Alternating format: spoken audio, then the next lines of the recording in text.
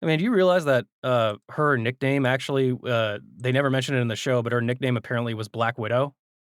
Yes, I saw that on like on the Wikipedia thing of like a long list. They never mentioned that. And like I wonder if that a play on since her last name is Blanco? Like I assume it's because she shot her husband. right. But I like that her last name is like White, you Right, know. right. But Oh I'm like, man, I would also call her Black Widow after she gets Dario killed. Griselda means gray okay. or gray battle.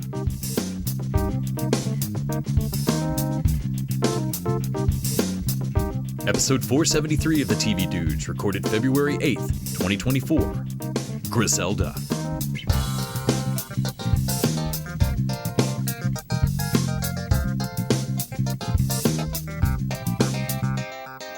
This week, we're talking about Griselda, the new cocaine crime series on Netflix. It stars Sofía Vergara as Griselda Blanco, a woman making her way through the hypermasculine world of 70s cocaine trafficking. I am sure it's Cakewalk or Coke Walk. A coke wall. Damn it. It is a famously feminist industry. The series dropped all 6 episodes on January 25th, 2024, and we're here to discuss them all. But before we get to all that, I'm Les. And I'm Nick. And we're the TV Dudes. And as such, we watched a bunch of TV this week and kept a diary. What's that called again? Oh, that's right. It's the TV Diaries. The Diaries of the Television Dudes. Brought to you by only the finest cocaine wine. Nick, what'd you watch this week? Oh, well, I'm so glad you asked. I watched another couple episodes of TNG. Is it continuing its upward trend into the stars? It's actually it's good enough now that I don't like I'm in the mood right now for like comfort don't have to think about it TV.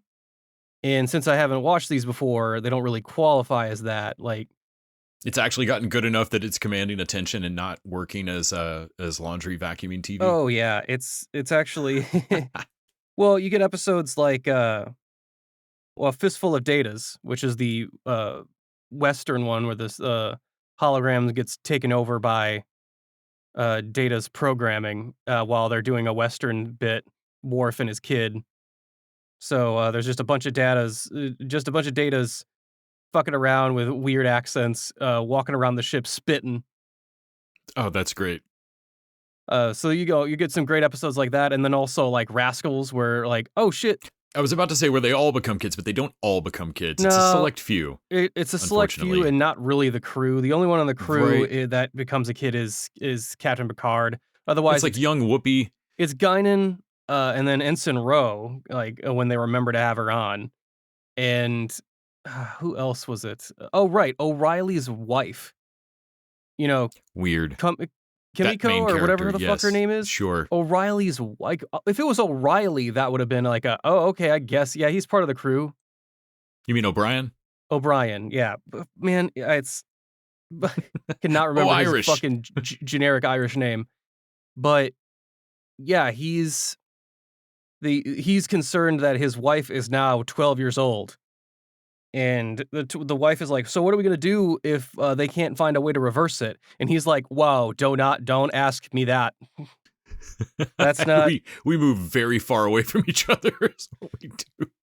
like I can't really, man, we can't really get into that. I don't think this is a network show. I don't think we can do It's this. the hot tub time machine where Craig Robinson's calling his wife, like yelling at her for having an affair, and she's like 8. Mm-hmm. Yeah, so I wish it was like I wanted like a kid doing the Riker maneuver, like sitting like Riker. Like it's kind of funny that they have to be ordered around by Picard as a kid, but you know, also the child acting isn't all that great. So maybe I don't know what I'm wishing for something I actually didn't want. I also watched a lot of Brooklyn Nine-Nine. I finished off Trial and Error season 2. It was pretty good. Yeah, man, rewatching some Trial and Error has been great. We had I think our post today on the Facebooks and the Instagrams was about, shows you don't think got enough attention. Trial and Error, that show's hilarious. I know it got 2 seasons, so it got further than a lot of shows I watched and loved, but Man, nobody's heard of it. No, or if they heard of it, they didn't watch it. Right. Oh yeah, no, I knew John Lithgow made a return to sitcom television, Third Rock style, but I just didn't watch it. Like, Mm-hmm. yeah, and the Kristen Chenoweth season is also flawless. Lawyer. Yeah, I also finished off Has Been Hotel, the finale. I saw that 1 Million Moms is all about getting Amazon to take this satanic show off the air. I mean, I guess, like, And everybody was like, "Have y'all watched it? It's not that bad."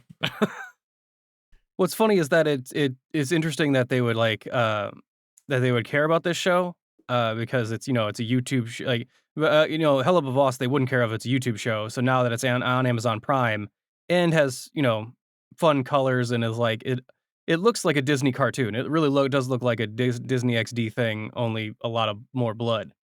Mm-hmm. So I actually get why they're mad about this one and not any of the previous iterations. Yeah, you know you're doing something right though when you know you've hit the big time when. Right. Also watched some Tamika PD. Tacoma Tacoma FD PD.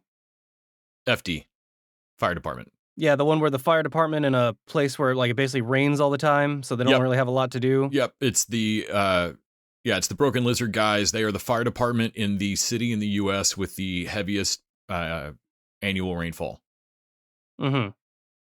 which is a pretty good premise. Like, just give you a bored fire station. Yeah, it was all right. I don't know. I kind of fell asleep to it as far as That was my take on it. I believe I watched Okay, I believe that the streaming service I watched it on played 5 episodes. I think I watched 3 and dozed off. I was only there because like Eugene Cudero was there. Yeah, and like that's my memory of it too. It's like that was okay. I wouldn't not watch another one, but I don't know why I'd necessarily watch another one. It was okay. Yeah, but that's pretty much my TV diaries. Well, I finally got a chance, the way you do a year after it aired, to watch Rick and Morty on Max. I guess they dropped the whole, I want to say newest season, but who knows? There could be, maybe I'm discussing a Rick and Morty that's a year off. Yeah, you are now. Okay, there is no current up. season. Man, there were some years there where it was like, oh yeah, I'm watching Rick and Morty, and Kyle would start talking about the episode he watched, and I'm like, man, am I a year off? Jesus. Mm-hmm. Yeah, so anyway, watched a bunch of Rick and Morty. I guess this is the first season post-Roiland that was done. I really, maybe it slipped a little bit, but it's also like several seasons into a really edgy show. I don't know how unslipped it's supposed to be. It was still Rick and Morty. I enjoyed it. I don't think I'm as in love with this show as a lot of folks. It's fucking smart. It's funny. Every time I watch it, I'm like, damn, this is good writing. Dan Harmon's a genius. And then I kind of forget about it. Mm-hmm. And I don't pine for it. It hit you back if I could ask you one question about the Rick and Morty season. What did you Sure. feel about the Finding Rick Prime mid-season? I thought that was an interesting. I honestly was kind of stunned in a Gas Leak season sort of way that they did it at all. Mm-hmm. Like I was surprised that they actually chased down that story point. That story thread, yeah. Yeah. I was kind of surprised when I saw they were doing that. That I think is the closest to where I kind of had a like, is this the same show? Because there was something different with, I don't know, it felt like something different with the way they were picking up threads. And maybe it's not. Maybe I just watch these things years apart and don't have a sense of what Rick and Morty is, really. Mm-hmm. But yeah, I was really just kind of surprised that they even followed up on it at all. It feels like such a nihilistic show. I was really shocked. I definitely saw what you had warned me that like you weren't thrilled with how they handled the evil Morty in the other side of the universe or whatever other dimension. Yeah. And that like, oh, here it is a funny gag that here's a world where Rick didn't keep a lid on portal technology. Mm-hmm. Or what, like for whatever reason everybody has portal technology, and that was hilarious. Like the constant Jetson, like the family that just keeps appearing and like burning down to the shoes of the other one. Like that's a great gag, but also I get what you mean. Like it as a larger story point, it's not where I wanted them to go. I was really it kind of brought up a like, why did you restart Futurama feelings of like, no, but you gave evil Morty you didn't need to pick this thread up. There was no like, you gave him an ending I loved. Like if anything, go over there and show me that he's the Rick that he's the Rick he hates. Like that he's become the Rick. Right. Like that to me was, but honestly, just never show him again. I really liked his Sail into the Sunset. It was sad and poignant and Yeah, the immediacy of when they brought him back, I was like, but then as he helped hunt down Rick Prime, I thought it was like, man, this is an interesting character, this evil Morty. yeah, Like, I dug him more as the season went on. It bothered me more in the moment of like when they did it than it did yeah. across the season. But it was definitely a moment of, I think if I hadn't been prepped for it would have bugged me even more. Because it was definitely a moment of like, oh man, don't fuck with this. I'm not Like, sure if I'm not sold on like, hey, universes where like there's no Rick are inherently more chaotic, and thank God Rick is the smartest guy in our universes so that he can keep tabs on or keep tamp down on everyone else's portals yeah. so that like Whether they meant to tell or whether they meant to put that across or not, there's a weird underwritten lesson there. That yeah. like that we're somehow better off for this asshole. And I don't know. That either needs to be explored more or not explored at all. It was weird. But, it's still Rick and Morty. I definitely don't agree with if there's people out there saying like, well, it's just not the same without Roiland. I don't know what he was contributing. This is fine. I didn't find myself wanting to go watch Solar Opposites, so I think that speaks to Roiland's contribution there. Let's see. Watched a bunch of Bob's Burgers. Fanny. I have seen Grosse Point Blank before with John Cusack, Minnie Driver, Jeremy Piven, but it had been a long time. Fun movie, very 90s. Wow, he just absolutely feels owed a relationship to her, and it's weird.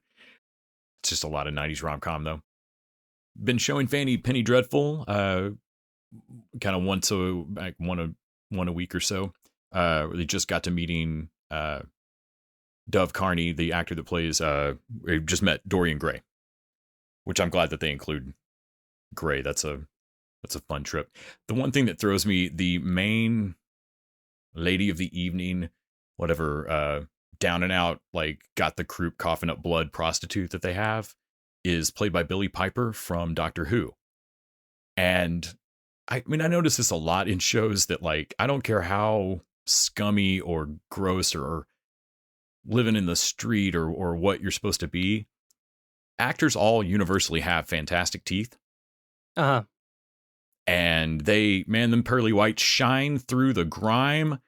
It's something that stands out in a lot of shows. Like, there's only so gross, like, unless you're, Daniel Day-Lewis or something, there's probably only so gross you're going to let them, like, gross your teeth up or whatever. And most of the time on like CW shows and stuff, I always notice like, oh, wow, your serial killer's got great chompers. Yeah, this woman with the croup that lives in like, sleeps on the floor of a bar in like Deadwood era looking shit. Man, she's got perfect teeth. Billie Piper's teeth look fantastic, and it's a weird thing to pull me out of scenes, but there's a lot of times where like she's like a Dickens prostitute, like, oi, and her teeth just look fucking shiny, like it's gonna be a production of Little Orphan Annie or something. It Please, sir, may I have some more penis? throws me off. But that's, I don't know, it's a Penny Dreadful problem, but it's also just a larger. I had forgotten how they do Frankenstein. I remember really loving their portrayal of the monster. And in the first episode, Victor wakes up his monster, like the dude gets up off the table. And then in the second episode, like they hang out and he's so sweet. And I'm like, man, I don't remember him being this sweet of a dude. And then I remembered what really happens. This is not the first monster that he's woken up. This is not the first time he's done this. His original creation is out there living life and hating him, and shows up and murders the new monster. So that like he's standing there like in a patch of sunlight, just experiencing life, and just suddenly dead. And like, hello, your firstborn son is home. And like, oh yeah, that's right. You've done this a bunch. It actually reminds me, I actually watched a few episodes of Power Rangers, the original Mighty Morphin Power Rangers, and they had a Frankenstein episode. Oh, nice. Where Rita made a Frankenstein monster and threw it down in a Halloween party. And of course she did, fucking Rita. Billy discovers it as his Sherlock Holmes disguise. And he takes out his bolts from his neck and they're attached by a chain and uses them as nunchucks. I love everything about that. No Pretty notes. cool. Yeah, straight to series. Also watched, obviously, a bunch of Trial and Error, which we discussed. I watched a truly horrible Catholic horror movie called Consecration with Jenna Malone and Danny Houston. Just, oh my God. Beautifully shot, complete trash of a story. As Fanny put it, like, I think this is what happens when no one involved with this production was Catholic and have no interest in learning anything about it. I would be shocked to find out that anybody involved in writing that has any idea what happens in a monastery or a convent. It just hilariously dumb. Also, a lot of weird plot jumps, like characters like show up in a taxi, leave in their own car with like a purse they didn't have coming in, like that kind of shit. We're like, did we miss a scene? What the fuck happened? It's the kind of stuff that I expect when we watch Amazon Hotbox or whatever the fuck. Sure. You know, we're Okay. like, hey, did the sound drop out on 3 minutes of this? Okay. Like that, this doesn't do that, but like there are moments where like you guys either didn't shoot the whole script or you did not get a scene that you need, like something, or you cobbled this together. Is there a Project Greenlight story or what? Like, I feel like studio interference and an editor made this watchable at all. And oh God, I hate the movie. Anyway, Consecration. Go look up the RogerEbert.com review of it. It is exactly my feelings. I very rarely wholesale agree with an online reviewer, but I often come out of horror movies hating them and then look them up online and find out they're beloved. Okay. And I was terrified that that was going to be the case with Consecration, that like, brilliant movie. And there are some reviews of that of like, I loved this, everything worked. And like, no, you're wrong. You're just simply wrong.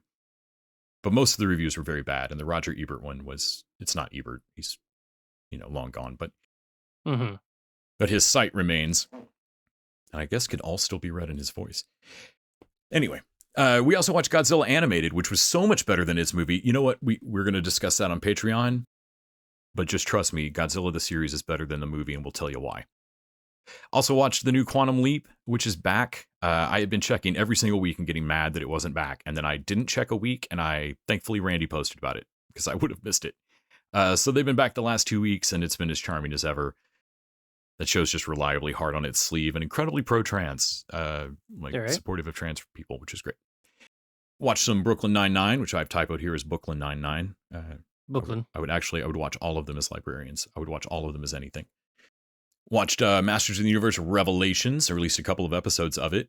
The Kevin Smith cartoon, because Revolution, I think, is the new part that's out. And I kind of want to watch it, so I'm trying to catch up.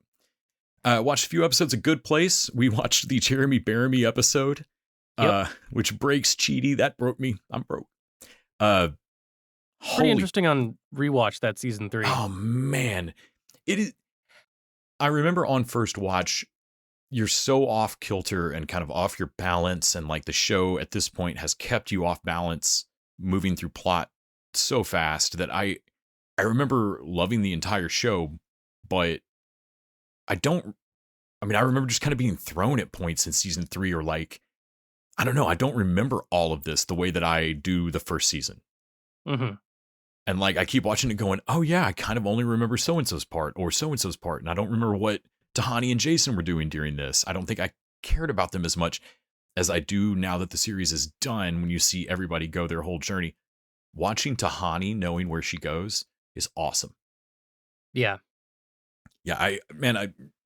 I had not really rewatched Good Place as often as some folks. I'd seen all of it once, and then I'd seen all of it twice, and then most of it again, like a third time. I think I watched the first 2 seasons again.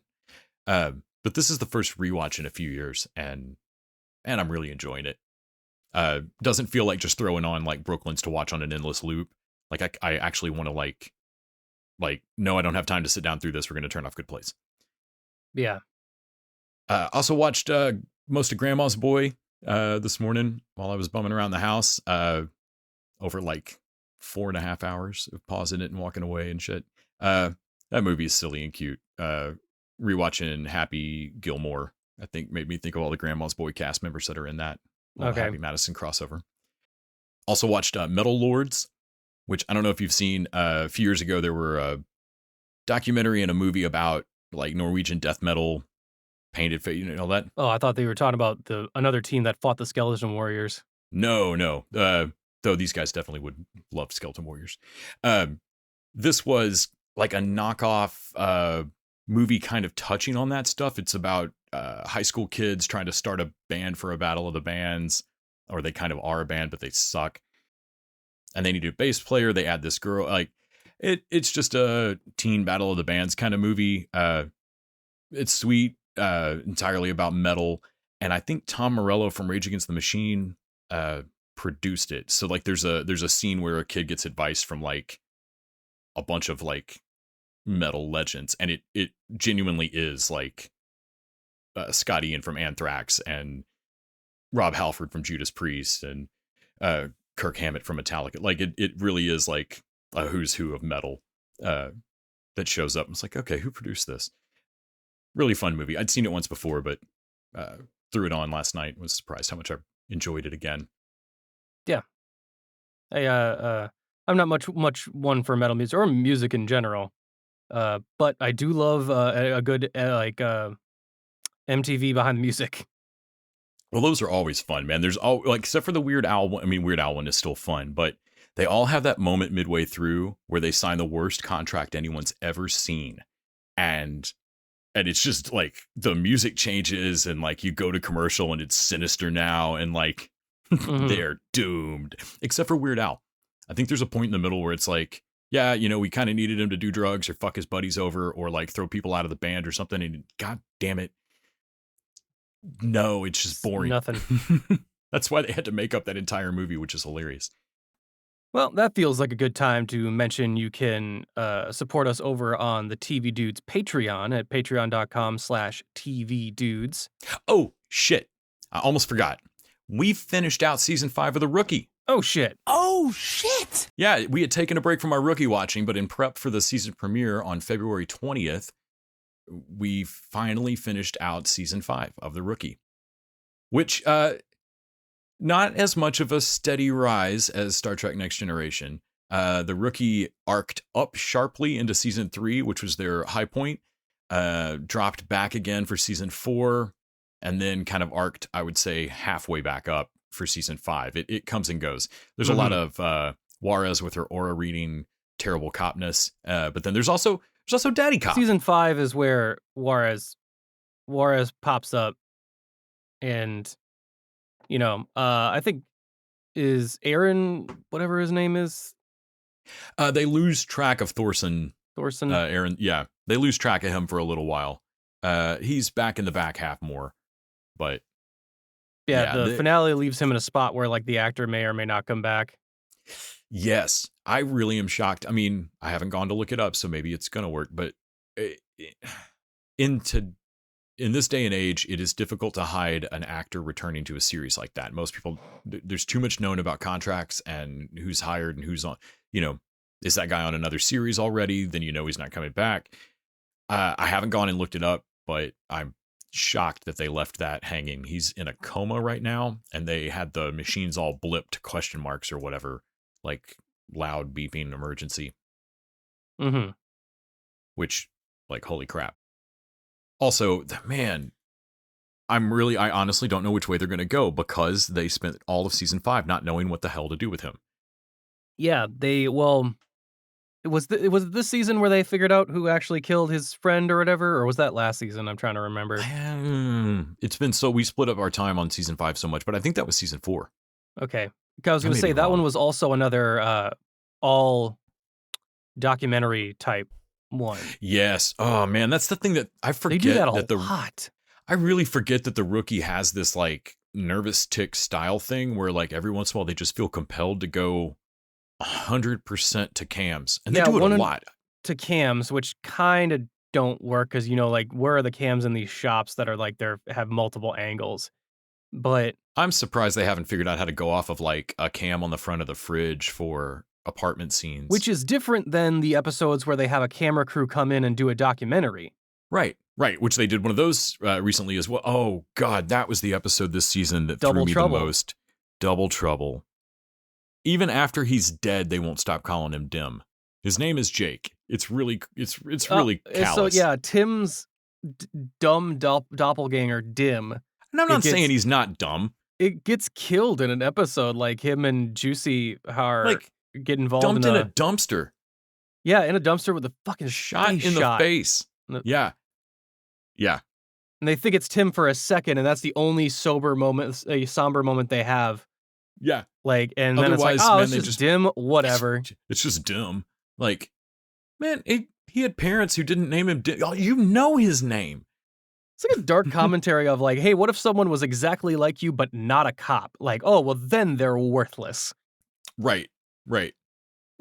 Yeah, there was a couple of times this season where like Harper just outright, I think it might have been the same episode where Harper's like, no, criminals are stupid.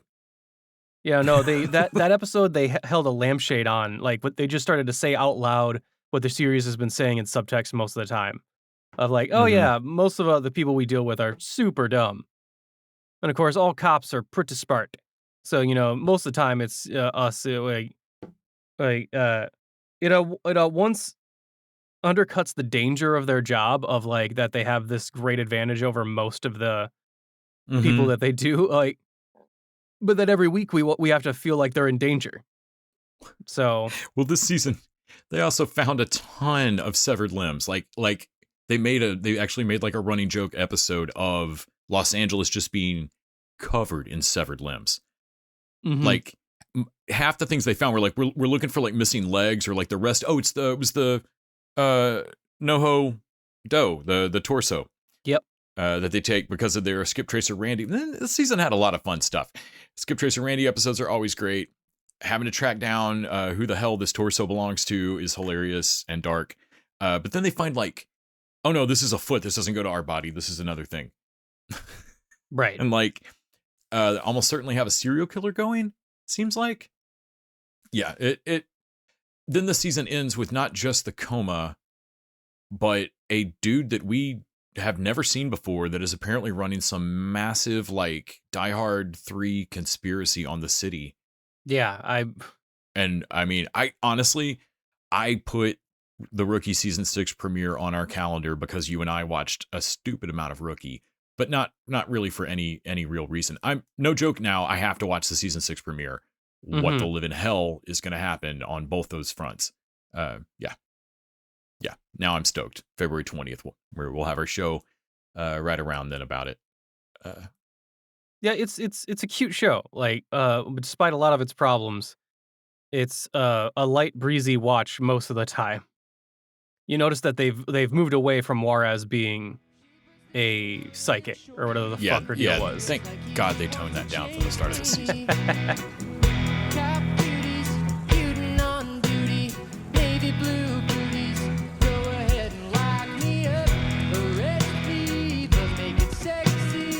Sorry. Okay, now this feels like a good time to mention that you can support us over at patreon.com/tvdudes. Throw us a buck an episode and get bonus content each week. This week, we continue our lost cartoon binge with 1998's Godzilla, the series.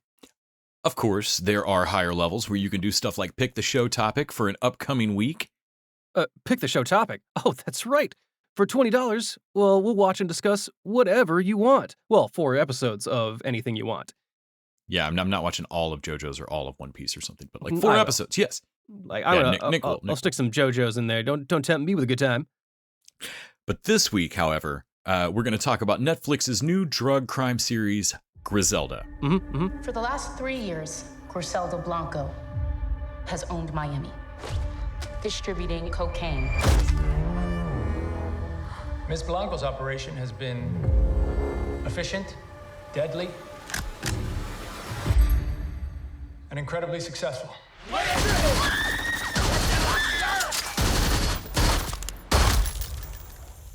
Let's get to work. There's a lot of women who leave the man but not the life. I swear, I know what I'm doing.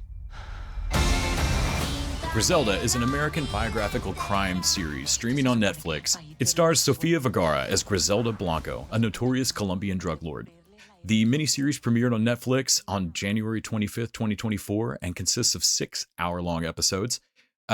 Nick, as our resident dude who has watched all of Narcos recently, what was your expectation Well, I mean, we should for the show? probably put a caveat on that. I have not watched the Mexico season of Narcos. Like, I got a couple episodes into that. Not sure what exactly is about the Mexico's, like, Michael Peña's in that. Like, I should like Gabriel Luna. I should like it, but So you've at least watched like a Nar worth, maybe Narc. You just haven't gotten all the way to the O. well, also like that one's a prequel. That one's about like how fucking the weed trafficking basically set up Leads coke into sets leads the into coke trafficking. distribution network up. Yeah. So yeah, I watched the Narcos. It's the same time period that this show kind of skips around in, and I didn't really have any expectations for this show because I did not know who this character was. They don't bring her, like, to the best of my knowledge, they don't bring her up, or a lot of the people that are in the show don't really end up. Even the overarching villains, the Ochoas, like Fabio Mhm. Ochoa, are part of the Medellin cartel, but they're subservient to basically Pablo Escobar. Yeah. Even though she is technically tied to the Medellin cartel, she's not. Even that's just barely touching. Like through a distribution. Like she's fully in Miami. She's never like she does not travel back to Colombia very much, even though she does eventually die there. They don't cover that on the series. What was funny about Narcos was that when they mentioned the Ochoas, they mentioned that were already rich when they were starting smuggling. They were already part of a rich family and were considered weak because they didn't have the hunger of coming from nothing. Like Pablo Escobar or some of these other Mm-hmm. hitters. They were considered not as aggressive or violent as some of the other of the Medellin cartel, which is interesting to see them being played as the ultimate big bads here. And the Yeah, show and seems to be bending over backwards, not to mention Pablo Escobar, which yeah, feels even though they weird. open with a quote from him in order to add some Right. legitimacy here. So as this thing kept going, we kept looking up like how how factual, how realistic is it? Incredibly loose with the facts. Holy Yeah. crap. Like I'm not saying it's not I enjoyed it as a show. I am baffled at how much they changed from reality and yet still kept it marketed as a bio thing when if you were going to change it this much, why not go further? Like there are things wrong with this that are because they clearly stuck with reality, but then there's so much that they've changed that like why not change it all? Yeah. Well, they're obsessed with making it like about this woman because she's the godmother of Coke, which is an interesting thing. And they don't want to distract from her story by bringing in anyone from the two famous Narcos series or basically history. And I get that, Right. but also it is at this point it is weird not to bring up. She knew Pablo Escobar, like they had met, they had a Yeah. relationship. She knew all the I think it was maybe before, like, and she moved around, like, she didn't stay in Miami completely, I think she went back and forth between Medellin. Yeah, and they act like she does not. Yeah. But mostly I can see I'm gonna say that, like, you said you enjoyed it as a show and, regardless of what they had to change in order, like, as a I should say I enjoyed the first 3. Was it first 3 or 4? The 4. last 2 episodes, the time jump. Ultimately, for the show, for me, hits a net negative with the last 2 episodes because I would agree there. I was not counting those last 2. That time jump forward almost fucks the entire show. Man, we were gonna go record just watching the first 4, and that was gonna be a very different episode. Oh my god, it's all I kept thinking as we watched 5 and 6 was like, shit, if I had stopped this at episode 4 before we suddenly time jump ahead and we'll discuss all of the wrong there in a moment, but like, yeah, it would have been a very, very different thing. As far as what did work, I feel like Sofía Vergara does a great job here with that hunger while lying about like, I'm doing it all for you boys, and like, she's clearly not. I liked her performance. I mean, honestly, I say she's clearly not, but now I'm thinking, was the show really trying to sell me this sympathetic version of her? Well, and that's the thing. I feel like the show undercuts her. Like the show is mealy mouthed with what it wants me to get out of Griselda. You cannot follow the realistic story of this woman's life and her be highly sympathetic. No. And so I'm watching the show in the first few episodes and I know it's got to be a lie. Like every time she says that I'm doing it all, like bullshit. And that's the tension. That's always the tension in these stories, is like the sons know it and she knows it and she won't.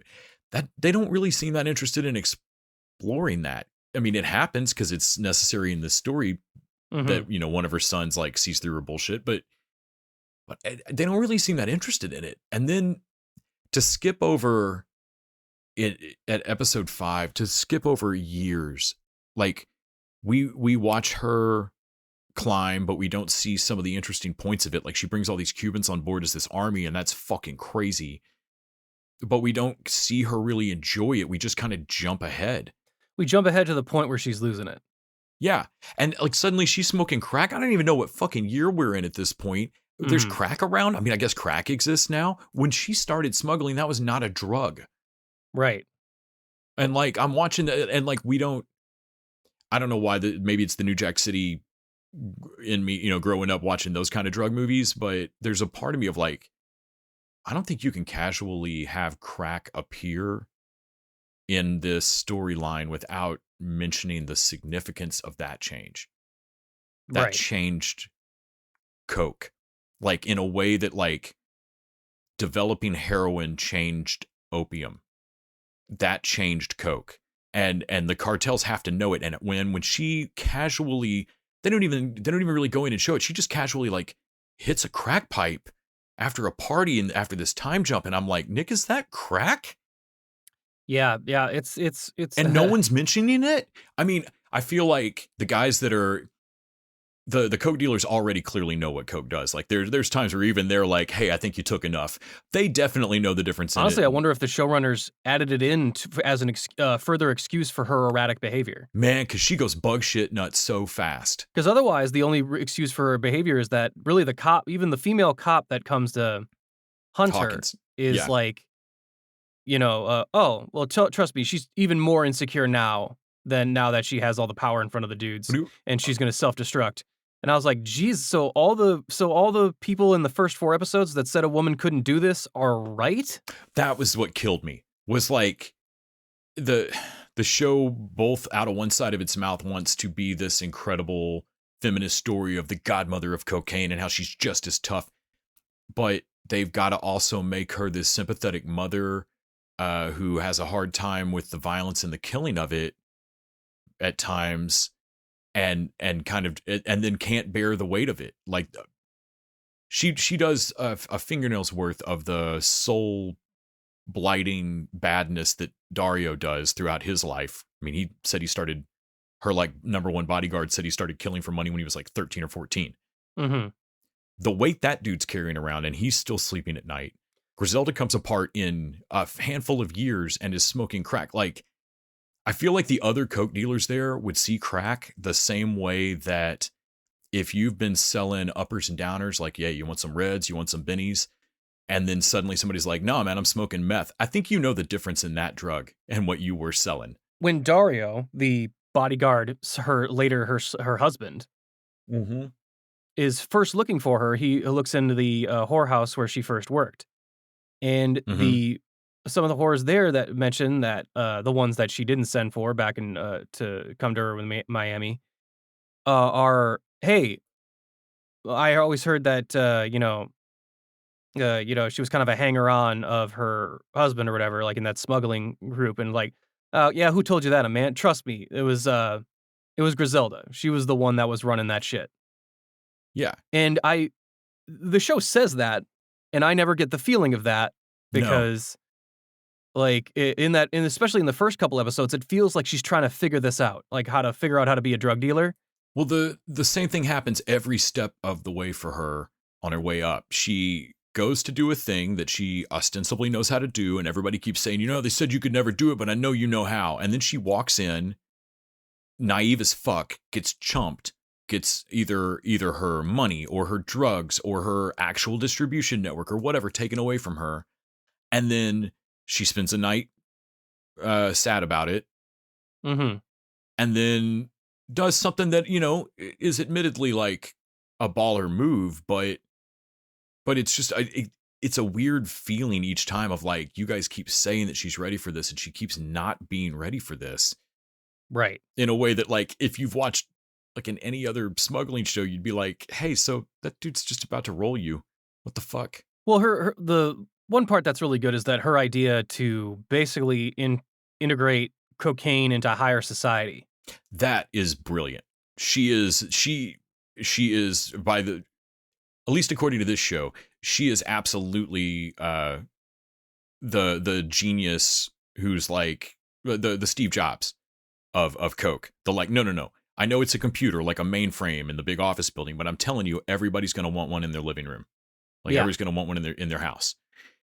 In the same way, like, no. I know it's Coke. Trust me. These rich people are, how do they explain it? There's something that happens when you have your dream fulfilled already. Mm-hmm.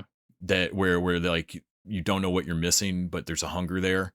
And I was like, holy crap, she's dead right. This is why we are about to, as you see on Narcos, like, we're about to shock the cartels with the amount of coke that the US will buy. Push.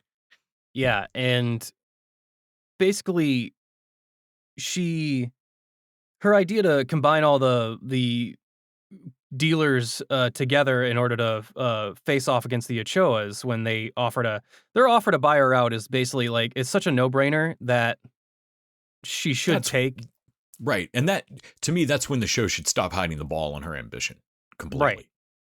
There's no other reason to do it. If it's about your family or about any of that shit, like, then, like, honestly, what's weird is it turns me sympathetic to some of her, like Dario, her bodyguard / husband, comes across as kind of the most reasonable person in the world in the show.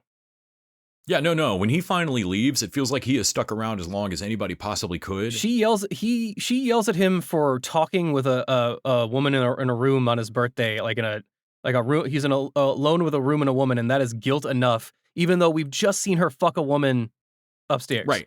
Did you realize, though, that happened 15 minutes ago? Yeah. In that same night, and she's mad that he... But that's after the time jump, and I guess she's already on crack then? Man, the show just kind of unspooled. There's a missing act. Right.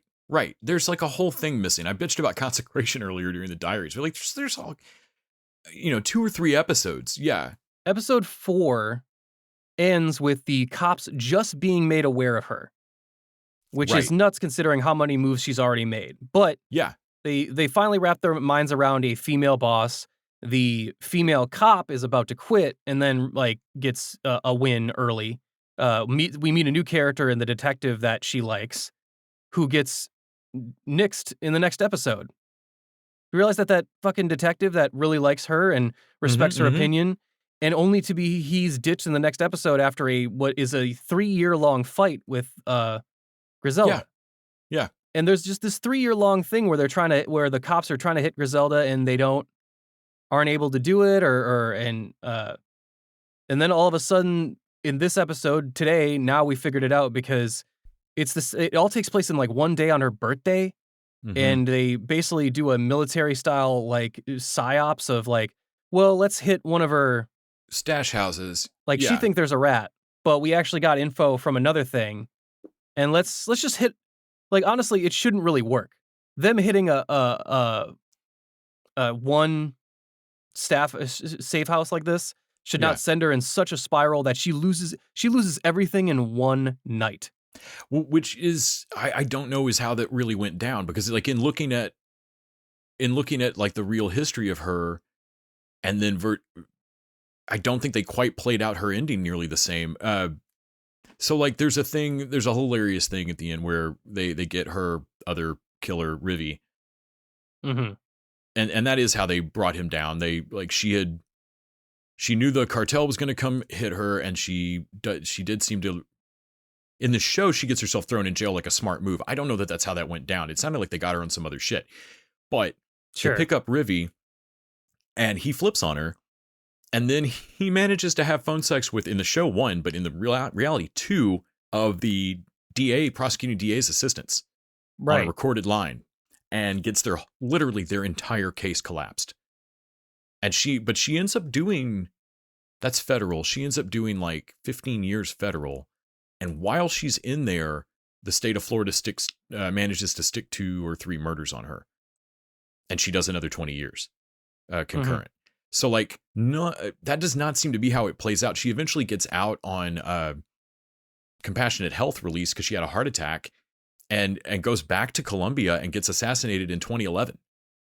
That does not feel like how the show ends. Like it I don't know. Like you come off of it going, well, this doesn't feel real. Well, they end the show with her family getting all getting killed, which getting killed. And Michael Corleone is still alive, but I think got busted. If the show was about her protecting her family, that is a natural point for it to end on, right? Rather than her life and her ambition. But I feel like the show made that up. But the show made that up, and it's theme up, and it feels kind of forced when it has to. That's the risk you run when you don't whole cloth make shit up, but are like wanting to stick to some of the events because I get it. This character sounds interesting, but also you want to. Well, we want the audience to root for them. That's the thing. They wanted to write a sympathetic person, and so they took a person whose life sounds really interesting, and they only get to mention some of the interesting stuff while they do this other story where I don't hate her for the whole time. Well, that's what Narcos manages to avoid that by. Well, I mean, they do the same thing with Escobar. They show a lot of Escobar's life or whatever, but the show mainly focuses around the investigators, Boyd Holbrook and Pedro Pascal. Like it really shows like how they're hunting them. And the police investigation in this show takes a very big backseat. I know. And I really thought, I like the actress playing Hawkins. I really thought it was going to be about her after that first warrant that she gets them, like on her last day.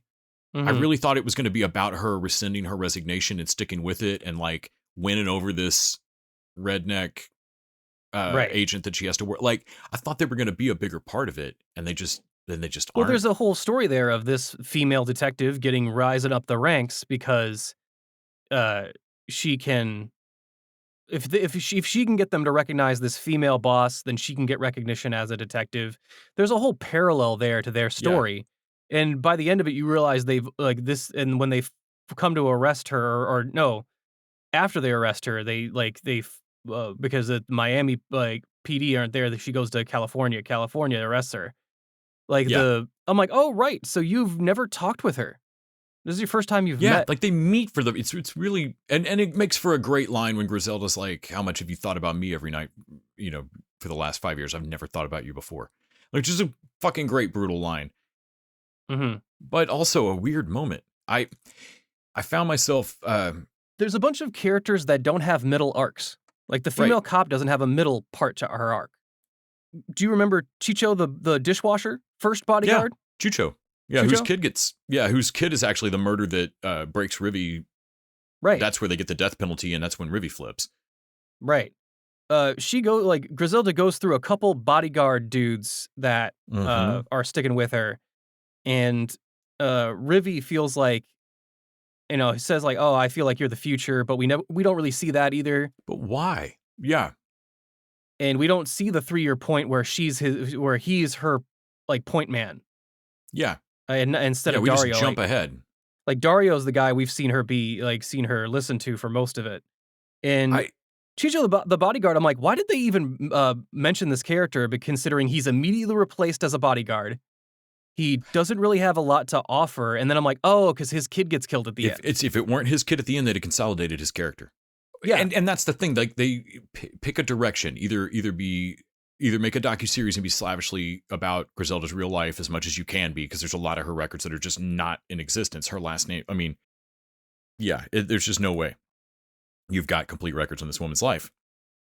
So in that regard, to me, take what's interesting about her and make a fictional thing that's loosely based on her. It'll do the same thing as far as making people go look up info. Who's this based on? And go look it up. But you won't confuse.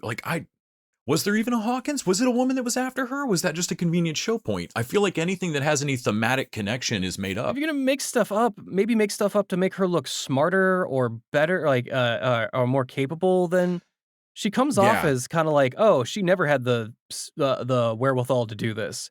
Yeah. So they mention a bunch of stuff about like a show that I straight up don't like wouldn't make me, I think, want more of it. What I came away from this going is like, cool, Griselda Blanco is a really interesting character. This is not the show. Because I want to start earlier. They mentioned that she's just another prostitute, just another whore in that hallway where that guy's like, fuck these bitches. Like right? And she teaches herself to counterfeit. How did that work? Right. Like what did she do where like they needed a counterfeit thing? What did she just get good enough? Did she simultaneously get good enough and sabotage their current counterfeiter? Like there's got to be a story there, right? And then she ends up hooking up with Arturo, with her husband, getting pulled out of being a prostitute. Now she's his wife. She ends up killing him after learning the business moves. Like, go ahead and take all the, take the basic thread of her life, which is cool and thrilling. And then she moves to Miami, and then she breaks cocaine into a different echelon of society. And like, then the Ocho, like, there's a lot of cool shit there. But then make the rest of it up so that it's rad. Also, start earlier. Like, don't. Oh man, I don't know. I found myself for the first 3 or 4 episodes going, this show's a little slow, but I'm surprised how much I want to see how she gets out of this. I want to see what happens next. And then we time jumped ahead, and I was like, and I guess we're done. I guess we're just over. Okay. Yeah, I mean, I think it would go down a lot better with an episode of showing how well she runs this thing for at least 3 years. Yeah, at some point I needed to see her be truly competent and not just crazy and lucky. Because she kills her husband, right? Before the husband is mad at her for like sleeping with his brother, even though he made her do that. You just made me indecent proposal that, but okay. So that we could keep smuggling, and then kills them, and then goes to Miami. And I'm like, what's your end game here? And she's brought a kilo of incredibly pure coke. Right. It's a cool start to a show. And so, but she has no plan for when the brother comes after her. You and I made up a thing better in our heads when Dario turns on him and shoots him. Right. Because we were like, oh, she and Dario know each other from before. Like this was a setup or something. But they don't even play that. That's not even how they play it. But no, they play it as Dario doesn't want to kill a kid. Yeah. Which is, well, that was extremely lucky. So like she's just lucky. Like she was not ready. But at the same time, like you're the future, you're the greatest. You're so smart. I told you could do this. Remember everybody said you couldn't do this? They're right. She's lucky. Like the show undercuts its own point. It just basically makes me want to see if they want to make this the thematic lesson, anything you can do, I can do better. They've got all the pieces except the story. They should have tweaked it more. She does not come off great. And it all seems to be in service of me being more sympathetic to her as why she's doing this and as a mother and as a person. And she can't do the things that she's going to do and be that sympathetic. Like I don't know. Yeah. Frustrating show. 6 episodes. I think the family of Griselda Blanco sued Netflix for using her likeness because they didn't talk to any of the surviving members. Oh, wow. But also, I mean, I think Pablo Escobar's brother was not exactly thrilled with Narcos. I think they talked to his son, though. Pablo Escobar's son. Yeah.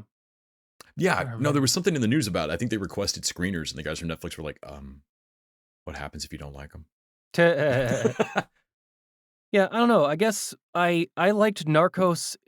I guess I didn't realize how much I liked Narcos. Like, Narcos gets a lot of narration over, like, of basically telling you how the coke industry works, how smuggling works, how drug running and like political, intimidation and bribery, and how like very into the weeds on Colombia and how Pablo Escobar and all these guys were able to gain this much power. I have no idea what German's position in like German Panasso. I have no idea what his position within the cocaine distribution network is. Yeah, I mean, you'd figure if he says he's from Medellin, which I would think like, well, I don't think anyone can move coke in Medellin without at least Pablo Escobar's tacit permission. And he has what I thought was a shitload of coke until I see the Ochoas, and they've got like 1 million times his coke, and he's cowed by it. And I'm like, man, I deeply don't understand. Like, are Are you telling me that like the McDonald's of Coke allows a mom and pop burger joint to open up on their like? Why do they need you, dude? Like, how do you exist? How have they not just killed you and taken your farm? Like, who are you? And they never explain any of that. The show feels weirdly, when we watched the Iron Claw, and it was weirdly uninterested in explaining how in the living fuck wrestling works. Yes. This show is pointedly not concerned with telling me, outside of the one dude that's arguing with her right now, the show does not tell me who I'm dealing with or how this works. Mm-hmm. It's weird. Yeah. So, final thoughts. Would you recommend this, or would you just tell people go watch Narcos? I would say that you're definitely going to watch Narcos first. If you don't, like, I finished this and not Narcos Mexico, so I guess there's there's definitely a desire of like this type of story, and but this is definitely more like not Scarface level, but like American Gangster maybe with Denzel Washington. Yeah. Yeah, it's a little bit more like that. A little bit of hoodlum action. I would say that if you're still itching for more 80s cocaine story after you've watched Narcos, then maybe give this a watch. But ultimately, be prepared to not follow through on just some basic lack of follow through on some of this story stuff is really kind of shading my opinion of it in my memory now, in the back of my mind. It really is those last 2 episodes I didn't like. The first 4 were like I kept finding myself going, nah, man, hit play. Right. How did she get But those 4 episodes build up a thing that you think are like, oh, okay, oh, wait a minute. No. Well, you never get to enjoy it. It's like you just skipped over Can't wait to see her there's on an top. act missing. Yeah. No, there's an act missing. Well, that about wraps it up for us. Tune in next week when we chat about Mr. and Mrs. Smith over on Amazon, which I guess we'll have commercials now. With special guest Mike Moody Garcia from Intergalactic Moody. Pod. Yeah. Very cool. Also, head over to patreon.com/TV Dudes to choose your own show on the showrunner level, if you so choose, or just, hear more of our bonus content, like a review of Godzilla series, Skeleton Warriors, Sherlock Holmes in the 22nd Century, all those cartoons as kids that you kind of like, was that on? That was on, and we're talking about it. We have a new Patreon listener, my mom. Oh, just joined on Patreon. Thanks, Miss Weiler. Yep. Actually, Dodd. It's her last name because, modern times. Thanks, Mrs. Dodd. So yeah, thank you, Mom. So yeah, there's no excuse. You can figure out $1 an episode and join my mom. If you see her in the chats, please be nice. I was thrilled. I got a little notification on my phone. I'm like, oh. And then I got a message from my mom saying, how do I listen to a podcast? And I was like, crap, I don't know. I don't listen to radio podcasts. But until next time, TV Dudes out.